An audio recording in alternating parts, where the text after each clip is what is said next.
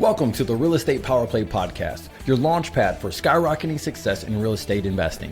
I'm your host, Gabe Rodarte, alongside Mark Monroe. We're ready to bring you transformative stories, groundbreaking strategies, and the insider secrets of real estate giants. Get ready to accelerate your investment journey and become a true power player in the world of real estate.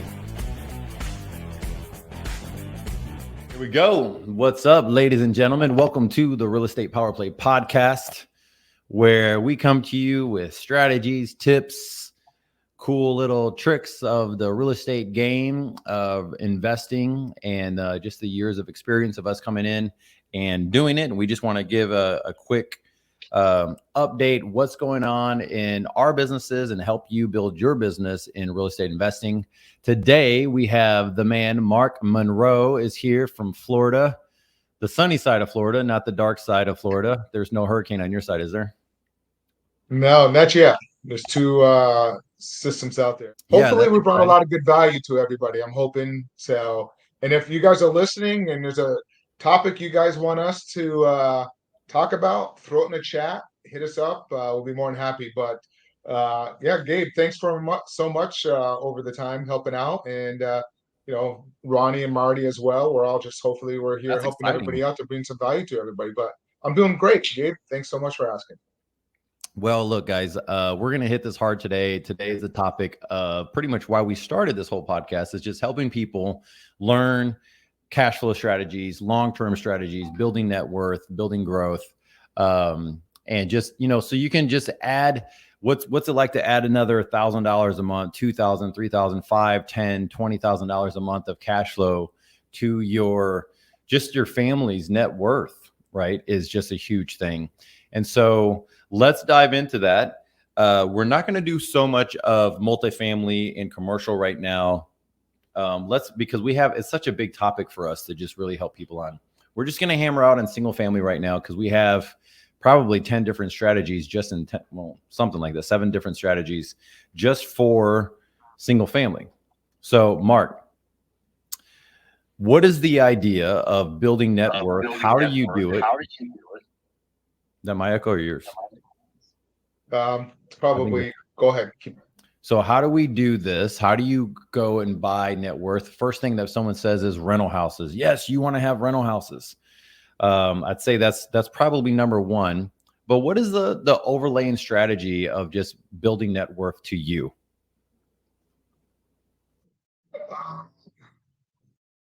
Risk is always the first thing I always look at. No matter what asset I'm looking at, it's the risk factor. So that's my number one thing. We've been through the bumps, and once you get hit a few times on the some of your real estate assets, you kind of learn how to underwrite to the risk factor immediately.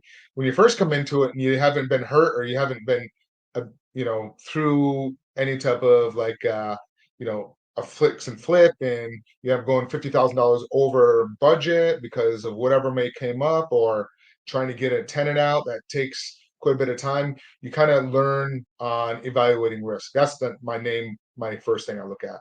Then the other thing, what I love to do, and I've been doing this for years, and even when the market was hot, I've always loved buying through seller financing strategies and then sell through seller financing strategies, and staying in the middle and creating the arbitrage. That's my number one. That's what I always try to do every single time, because I don't have to worry about leaky toilets, the roof, and all that stuff. That's passed on to the end buyer.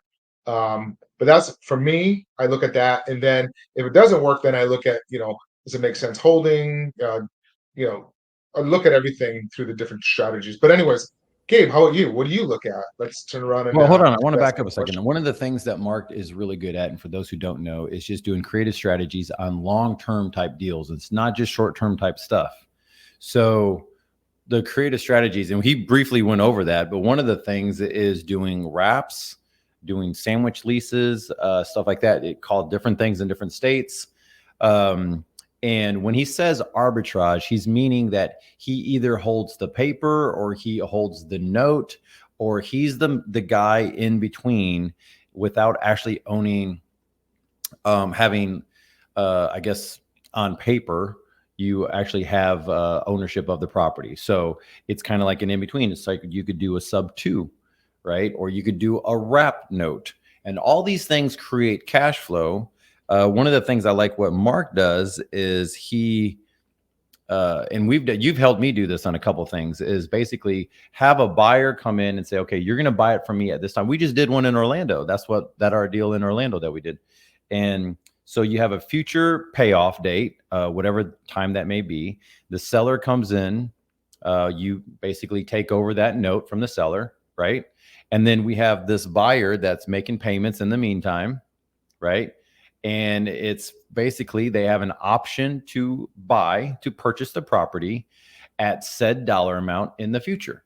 Now, what's really cool about that is you have all of the strategies all in one. And that's why I love Mark so much and how he comes up with these different things, is because you're doing the whole package. You have the purchase side, the seller financing. You have how you're going to acquire it. You have how you're going to finance it, which is really cool. You have how you're going to get the down payment. And you also have the exit strategy all set up within the first, how long did it take us to do that? 45 days, something like that? Something like that.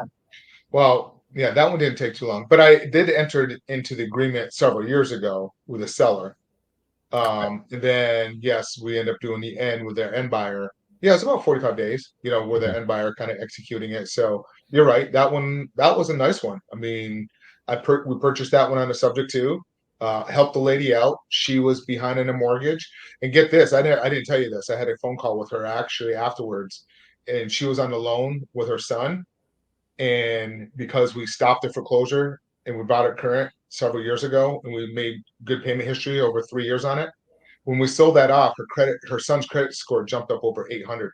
They called me up and they were they were thanking so much because they didn't have that foreclosure on their credit. Man, dude, that is a story. Yeah. Wow. That makes you feel good inside. Wow, cool. Yeah, I'm working on one right now. It's a long-term strategy, and she's over 65, 70 years old, something like that. Her husband's in dire need of medical attention every day now, had some medical issues, and she's in the same spot. She's like, what am I going to do? And I'm like, listen, why don't we figure out a way where we can take over payments? I could pay you some money in between, and we can get your credit back up and going, but you're not going to do it. The best way, if you think about it, those people who have house notes, if you have a house note, it's the best way to increase your credit, right? Is a loan on, it's just weird how this market is, but it's just what it is. All right. Well, if you have that and you're behind 30, 60, 90 days, it's really going to jack up your credit. Well, what you can do is you could come in and help out the seller and say, listen, it's normally called a sub 2 in my world, right? And you're taking over a property subject to. It's also called debt takeover in commercial world. And so you're just keeping that product going. And just like Mark said, that's an amazing story. Someone went up from almost darn near being, what was that, a foreclosure bankruptcy, or was it just a foreclosure? No, they were 2 months behind going into foreclosure. They couldn't make the payments. Something happened in her life and they couldn't even sell the property at the time. They're actually going to have to come to the table with some capital on that one. And we ended up, and I actually ended up giving them $10,000 to move, brought their payment current. Cost about $16,000 to get into that deal on the front end. And we got $22,000 from our buyer to kind of put down. So we kind of offset it. And then we cash flowed about $700 a month on that one over 7 years. So that worked out really well. Yeah. And then we made some cash flow in the end too. So, or not cash flow, but cash out. All right. So there's that strategy. Okay. We have the normal strategy of doing a rental properties, rental houses. You could add in multifamily, I guess, into that. So the strategy is this. Basically, you're looking at two things. You're looking at having immediate cash flow. The immediate cash flow takes care of the needs of the property. I just want to give everyone a heads up that if you're thinking that a $400 cash flow on a property is sufficient, this is a month, is sufficient. In some areas, it's not. In some areas, you got to look at what other work needs to be put into the property. All right. If it's going to need a new roof coming up pretty soon, or AC, or there might be some other issues with the property that's going to come up. Take that stuff into consideration. Keep a nest egg aside. We just have everything in different companies, and then we just don't even touch those bank accounts, because eventually something's going to happen where you're going to need that cash, right? And you're going to need to go in there and the tenant moves out. You need to get it make ready for the next one. Maybe they destroy the home. So you're going to want to have some cash on hand in that reserve that's going to take care of the AC unit or whatever. The second part of this, and there's an echo on here. The second part of this, Mark, is the fact that you're looking at net worth. Now, how does net worth get gained, Mark? Net worth doesn't get gained on just the purchase of it, but it's also gained on the sell or the possible value of the property, correct? Absolutely. Yeah. So how would you look at that for rental properties? And when you look at that, you're looking at it for saying, you said the downside risk. Okay. So you have a rental house, and I know you have a few of those already, plenty of them. I'm just joking, guys.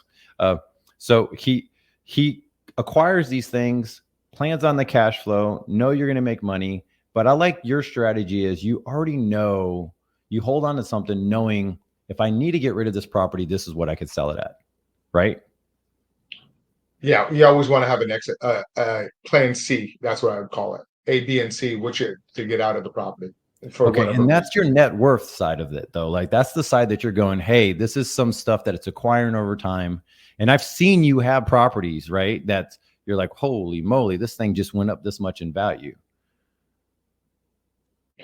True, but also I've had one. I've like that one last year. I went the opposite direction. I just, because I had a tenant that was working the system, but again, it was a state that I wouldn't do a lease option again in that state. So it works. I mean, you hopefully have enough winners to offset your losers on that one. So, but yeah, she nailed it right on the head. You're just kind of anticipating, and being in Florida, these assets. Look at what the Florida assets have done in the last 5 years down here. Well, pretty much everywhere, even where you're at.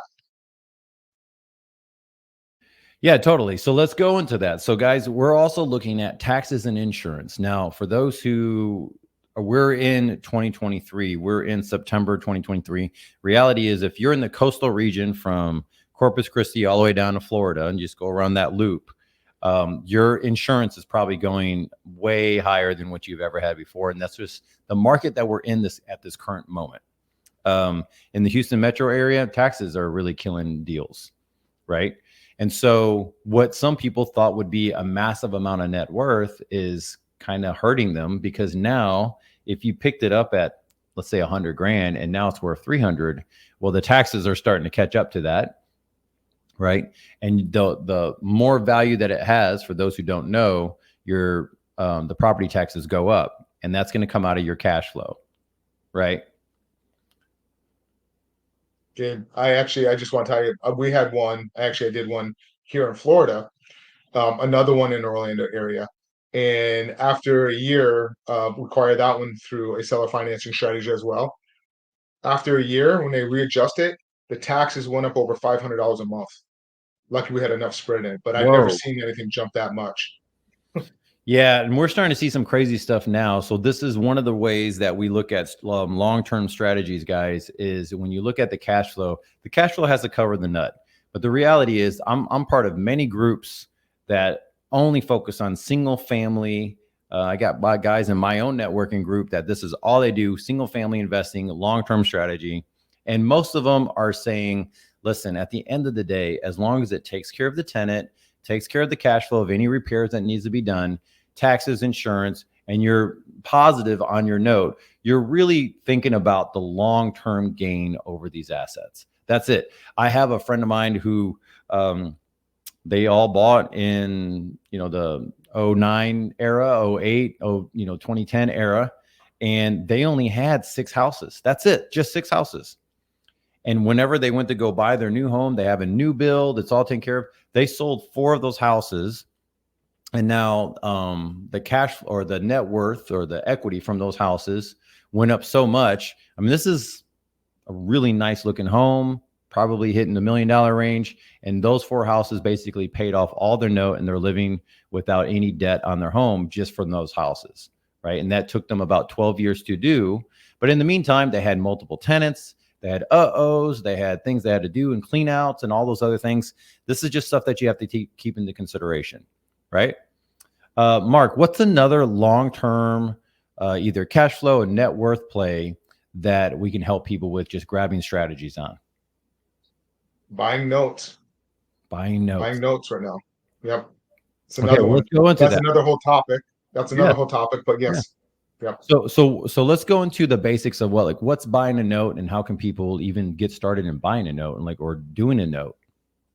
Yeah, well, I mean, some of these people doing seller financing out there, they're structuring a seller financing or even a seller, you can go out there and buy that note and buy it at a discount because some of these people need to sell immediately, especially in the land world right now. You can buy a note like at 50% of what the note value is. So you can go out there and buy it and you're getting almost like anywhere between a 15 to an 8%, 15 to 18% return on that. And if they default on it, you get to take it back and just resell it again. It's a little easier process, but that's just another world. So I'm putting some of the notes into that, and then I went to the note conference up in Nashville, the DMV one. I highly recommend if anybody's in Nashville. I think they're going to be doing it again May of next year. That's another whole thing of understanding, especially if you're doing seller financing, creating seller financing notes, and you can sell them off into the secondary market. So that's another whole avenue going down. Yeah. So in short, let's say you have a house. We do this on some of our park owned homes that we end up moving over to notes. Is that you have a house, someone wants to come and buy it.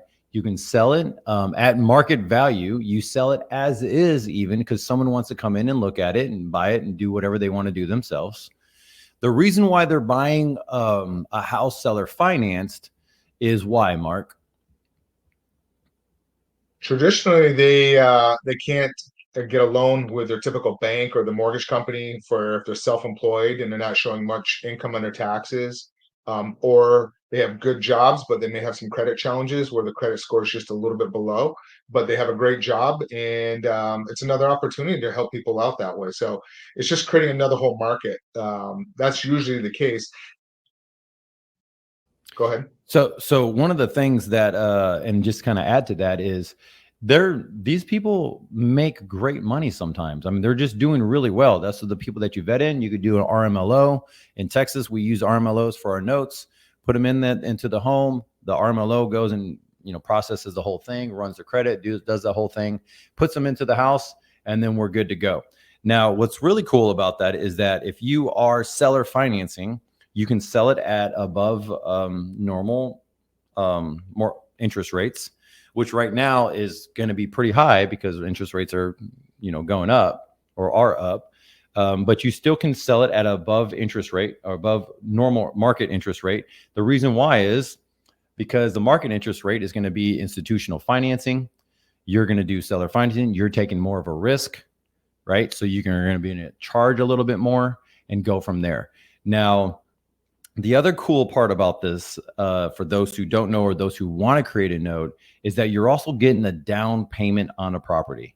And this is really the cool part that creates sustainability for note buyers, right? So, or for if you're going to be creating seller financing strategies for your properties, so or doing the seller financing strategy. And what that looks like is, let's say you have a house that's selling for $200,000. You're going to ask for 10, 15% down, depending on their credit. They'll give you 20, 25, 30K. Sometimes people will give 50K down and saying, look, I just want to get this note paid off. Here's $50,000. I want to go towards this.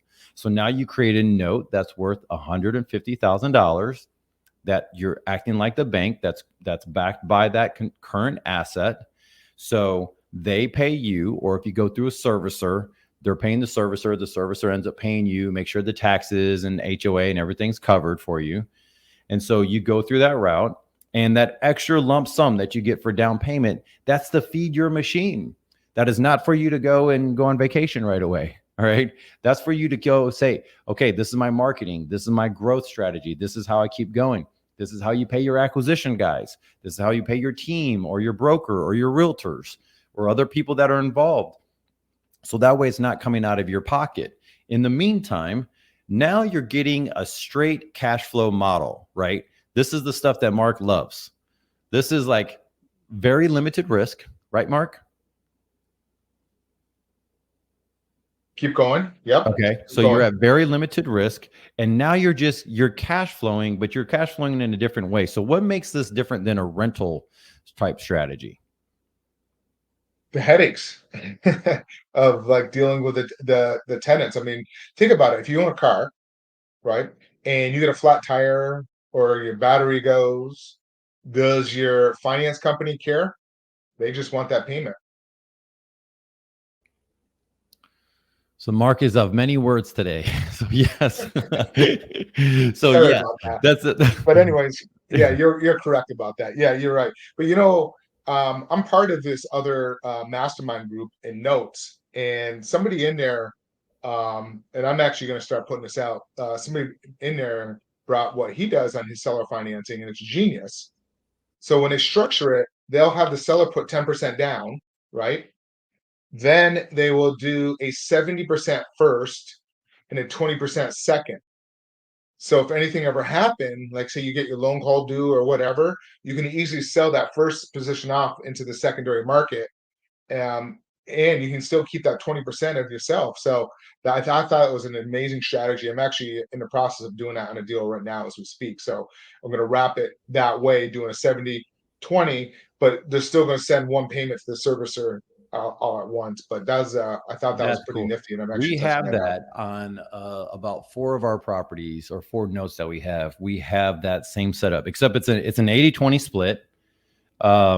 It's really not even like there's a couple of them that's not even designed by percentage wise. It's probably like a 77.3, on the other side. Yeah, It was just like a solid number. Like I want 100 grand because I got the property at 100 grand. And that takes care of note number one, that takes care of my purchase of the property. So I bought it for 100 grand. Then first note's 100 grand, right? Then I can sell that off. It's actually a little bit more than that. So when you sell it, you can sell it at a discount so someone will buy it, right? And then I sold the property for 156 or something to that, for 154 or something like that. And so now I have 10% down. So they come bring 10%, which is they brought something like 20K down. So now I have this leftover note of 30 something $1,000. And that's the secondary. And so I'm just cash flowing off of that. So I sell the first note and now I have a secondary note that's just making money. But whenever the buyer makes the payment, they're making the full payment to the company. They don't have to make 2 or 3 or 4 different payments. They're making the full payment to the servicing company. It just yeah. makes it a little bit more streamlined. Yeah, I remember that when you did that deal, we were talking about that one. And I was like, I've That was always fun. as That's a how we one. met. It was really way like 3, 4 years ago, probably 4 years ago now. That's how long. So guys, this is really cool stuff. All right. So we have notes, we have note buying. All right, which is a fun strategy. Like Mark said, if you have cash on hand, you can go to note places. A good place you could go is to other money lenders because they create notes every day of the week, right? And some of them's long-term notes.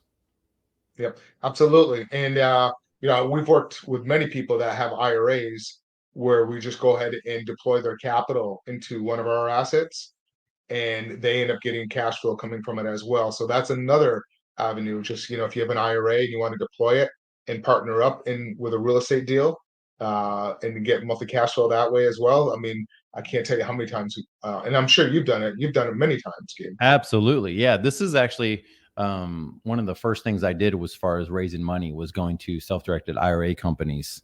And there's people that just, you're vetting it. It's backed by real estate. As long as it's underwritten correctly and you're not buying some piece of junk, it's actually a pretty safe investment. Because you're buying it at a discount anyways. You're not buying it at retail pricing. Okay. But you also need to make sure who you're doing the business with. The real estate investor knows what they're 100%. doing. If it's a fix and flip or something like that, so there is a risk on that if you're not familiar with who you're doing business with. But yes, overall, you're pretty much protected with the asset because your property is against backed by the asset. Perfect. Perfect.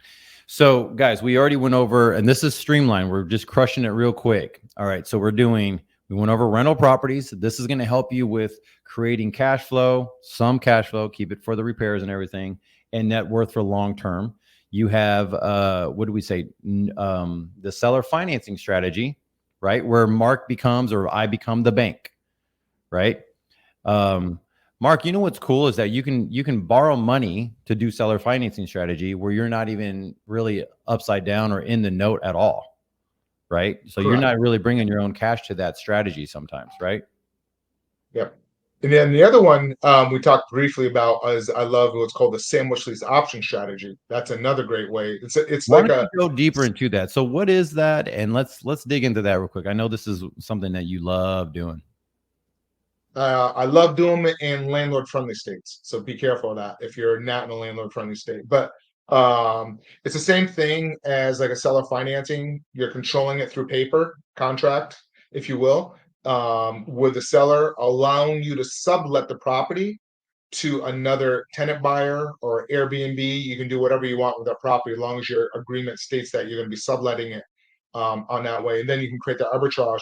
And what you're doing, and I really loved, is you lock into a price now today, and then you can and you're selling it to your end buyer for future value. We did one in back in January, on that particular one. Same thing. I bought it from a realtor, another one up in Orlando, locked into a price for 179, and I also negotiated, as long as I make my payments on or before the due date, I got a $150 credit applied towards the purchase price every month. And that was a 30-month contract. And then I sold it to my end buyer, my tenant end buyer, for 214,000. And on this one, all I had to do is technically just lock it up for $100 because she had a tenant in there. We did the agreement, and then I negotiated 2 months down, $1,200 for a month. What The does that market mean? rent was What does that mean you negotiated 2 months down? Yeah, so because you're doing a rental agreement. So like instead of first, last, and security, I just negotiated 2 months when I took over the property. So the market rent was 1350. I negotiated down to 1200 in only 2 months because I said I'm taking up the maintenance and repairs up to like 3500. Anything more than that, most only. So and then I also got a $150 credit applied each month. So then I went and found my end buyer, marked it for 214,000. The rent to them was $1,500 a month, and they had to put first month, last month in security and 3% of the option fee down. So they put down a little bit more than $11,000, and out of that 11,000, I had to give the seller 2,300 because I did it, and cash flowed $300 a month, and they ended up buying it. And when they went to buy it, get this, when they went to buy it, it went up so much that property was worth $264,000, but they were buying it from me for 214. I was kind of wishing they I weren't going to remember buy it. you telling me something like this. Yeah. Yeah, but they made out too. Everybody made out. So the seller made out. I did well in the middle, and then even the buyer made out. They had $50,000 of equity on that because I honored, the agreement. And technically, they didn't notify me. They were supposed to notify me within 60 days that they're exercising the option, and they didn't do it. Technically, I could have not honored it, but I just wanted to honor it for them. They were good people. I only had to talk. And the beauty about that deal, out of 3 years, I only talked to them like 2 or 3 times in 3 years. Wow. So that's Wow. a sandwich lease option. So you're controlling it through a rental agreement, a lease agreement, allowing you to sublet it and then end buyer. And it's a great strategy if you don't have a lot of capital to get into the property. And if you're worried, and I do this strategy now, if I have a seller that wants top dollar, like say the ARV is 300, they want 300, and it's a market that's been not going up and kind of stabilizing, increasing, and they want like right now I'm trying to get 5 years, but if they want like 3 years and they're open to seller financing, I'm not going to do seller financing. I'm going to do a lease option because if the value's not there, I can give the property back to them in 3 years. Got it. So what happens to the repairs on those things? What do you guys normally do? I pass that on to my end buyer, Okay. that they're responsible for maintenance and repairs. But and I also we get like home warranty to make for all the appliances, hot water. So we do that as well to kind of cover that. And but up to $3,500 technically. It could go either way, and that's why you got to be careful in a state that's not landlord friendly, because if something goes bad, depending on the state, they could say, "Oh, we're throwing out the purchase and sale agreement," and they're just going to stick with the lease agreement, and then you have the landlord tenant laws, and hey, you're responsible for it. But most states are okay with it, and you just make sure that whatever state you're doing that in, make sure you have an attorney review your contract in that state to make sure that you protect it. What I do now on them, and if I don't like to do it in those states, but if I do, let's say I want $2,500 a month, I will credit, I'll go ahead and put in a lease agreement $2,700 a month, with 200 of that being applied towards maintenance and repairs. So it shows that they're getting a credit each month Got it. for the maintenance and repairs. So that's Got it. one way of structuring it. But again, check with an attorney. So what In kind of those cash states flow where, could someone be looking at? They're not building net worth on this thing, right? That's not really the strategy. well, I did. I built some net worth on that one. But yes, you can build net worth depending on how far you go out. Okay. Like you can build it and go out even further. Or you can buy it through it and then just put a tenant in there. I could have done that and go 5, 10 years, Right. and not even own it. Right. You could do that as well. But the cash flow on that one was like $300 a month. Okay. But some of them I've had $500 a month. It all depends on what it is. But I've done some where I was only cash flowing $50 a month, but the upside was over $70,000 of equity. So you have to kind of look at it and underwrite and see if it makes sense. Got it. Got it. Well, guys, this is like a million different ways to do it. Right now, we know just maybe 7 to 8 main strategies of doing long-term, how to create cash flow, how to do create net worth. There's other stuff where people are acquiring properties and putting them as Airbnbs. We all know those ones, right? That's basically having a rental model where you're maintaining a property at that point. The other one, rental. you heard about, I'm sorry to cut you off. Have you heard about the new model? And I love it. It's called Split Pad or Pad Split. I don't remember. I get it backwards. I know someone who's doing that. Model. They have like 7 doors or something like that. Yeah. It's an awesome model. I'm actually going to do that. And I actually had them on my, actually, I think we had them on here. We had them on the power play as a guest. I love that model. Where they're taking like a 3 or 4 bedroom home. It has to be like in a workforce neighborhood. Can't be like in a high end with HOA. And they're taking a living room and converting them into bedrooms. So, and they're renting them out on a per week basis for workforce. It's big in Orlando, so they're getting like $150 a night. I'm sorry, $150 a week, $200 a week per bedroom. And think about it, if you have, Wow. 7 bedrooms, that's great cash flow. Wow. Yeah, guys, there's so many cool things going on. All right, guys, we're going to head off for this time around. This is our 100th episode. If you guys want us to go over other things with real estate investing, going to deep dive into any of these strategies that we have done, or deep dive into other things like commercial, multifamily, industrial, shopping centers, you name it, definitely mobile home parks, storage facilities, guys, let us know so we can go and start putting that in there. And happy to help you guys out. Contact us, contact Mark, contact me. We're happy to help you grow your business, and we'll see you guys later. Mark, you got anything? Hey, speaking of that, at the end here, I think you're selling one of your mobile home parks, right? Yeah, we are looking at selling some mobile home parks that we have. So if you guys have, or if you guys looking at buying mobile home parks, let us know.